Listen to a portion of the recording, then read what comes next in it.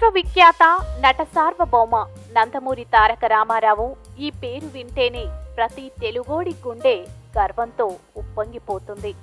ఎన్టీఆర్ అనే 3 అక్షరాల వెనుక తరతరాలైన చెరిగిపోని కీర్తి ఉంది.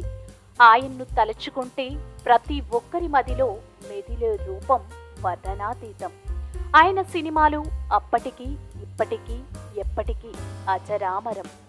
తోటరాముడిగా మెప్పించిన, తారక రాముడిగా కనిపించిన, గుండమ్మ కథ చెప్పిన, గులే బకావలి కథ విప్పిన, రాముడైనా కృష్ణుడైనా, భీముడైనా కర్ణుడైనా, దుర్యోధనుడైనా, పౌరాణికమైన సాంఘికమైన సినిమా ఏదైనా, పాత్ర ఏదైనా, నీ రూపం అపురూపం, నీ నటన అమోఘం.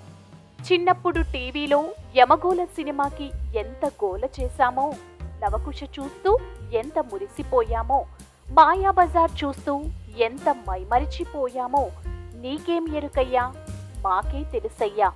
మరి ఆయన చేసిన ముత్యాల్లాంటి సినిమాల్లో కొన్ని వేలి ముత్యాలను ఎన్టీఆర్ 101వ జయంతి సందర్భంగా ఓసారి గుర్తు చేసుకుందామా? పాతాళ భైరవి 1951లో రిలీజ్ అయిన ఈ జానపద సినిమా ప్రేక్షకులను ఉర్రూతలూగించింది. తోటరాముడిగా ఎన్టీఆర్ సాహసాలు, నేపాల మాంత్రికుడిగా ఎస్వి రంగారావు నటన గురించి ఎంత చెప్పినా తక్కువే. అసలు బ్లాక్ అండ్ వైట్ రోజుల్లోనే 100 రోజులు పూర్తి చేసుకుని పెద్ద రికార్డ్ సృష్టించింది ఈ చిత్రం. అంతెందుకు, ఇప్పటికీ ఈ సినిమా టీవీలో వస్తే కళ్ళప్పగించి చూసే ప్రేక్షకులు ఉన్నారంటే నమ్మక తప్పదు. ఇక పాటలంటారా, అమోఘం, అద్భుతం. కలవరమాయే మదిలో, నా మదిలో అంటూ సాగే ఈ పాటను కళ్ళు మూసుకొని వింటుంటే చెవుల్లో అమృతం పోసినట్లే ఉంటుంది.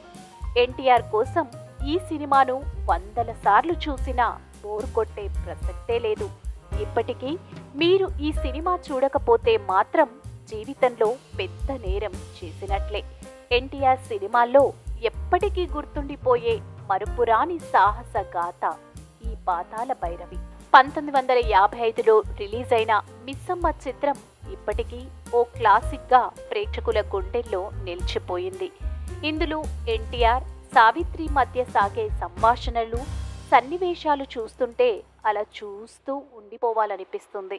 ముఖ్యంగా ఎన్టీఆర్ పై సావిత్రి చూపించే రుసరుసలు, ఆ మిసమిసలు, ఆహా ఏమని వర్ణింతుమా ఆ సరదా సరసం అన్నట్లుగా అలా సాగిపోతూ ఉంటుంది. సావిత్రిని మహానటిగా మార్చడంలో ఈ సినిమా చాలా కీలక పాత్ర పోషించింది. ఇక టిప్ టాప్ గా టక్ చేసుకుని ఎన్టీఆర్ వేసే కౌంటర్లు, డైలాగ్లకి హవ్వా అనాల్సిందే. ఇక ఈ చిత్రంలో అక్కినేని నాగేశ్వరరావు, జమున కూడా కీలక పాత్రలతో అదరగొట్టేశారు.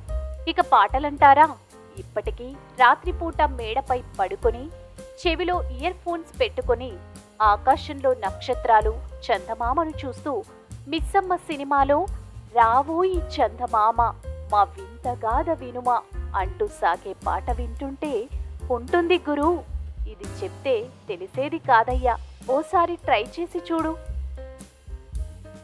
మాయాబజార్ 1957లో విడుదలైన ఈ చిత్రం తెలుగు చలనచిత్ర పరిశ్రమలో ఎప్పటికీ నిలిచిపోయే ఓ గొప్ప సినిమా. కృష్ణుడిగా ఎన్టీఆర్, బలరాముడిగా గుమ్మడి, అభిమన్యుడిగా ఏఎన్ఆర్, శశిరేఖగా సావిత్రి, ఘటోత్కచుడిగా ఎస్వీఆర్ చేసిన నటన చూస్తుంటే నిజంగా వీళ్ళే ఒరిజినల్ అనేలా ప్రేక్షకులన్నీ మాయ చేసేశారు. ఇక ఈ సినిమాలో మాయలు చూస్తే ఆ కాలంలోనే ఇంత టెక్నాలజీ ఎక్కడిదిరా సామి అనిపిస్తుంది. ఇక పాటలంటారా, ఆహనా పెళ్ళంట, ఓహనా పెళ్ళంట, చూపులు కలిసిన శుభవేళ, నీవేనా నన్ను తలిచినది, లాహిరి లాహిరి లాహిరిలో, ఇలా చెప్పుకుంటూ పోతే ఈ సినిమాలో పాటలన్నీ సూపర్ హిట్టే. అసలు తెలుగు సినిమా గురించి చెప్పాలంటే మాయాబజార్ లేకుండా చెప్పడం ఎవరి వల్ల కాదు. అంతలా చెరగని ముద్ర వేసింది ఈ చిత్రం.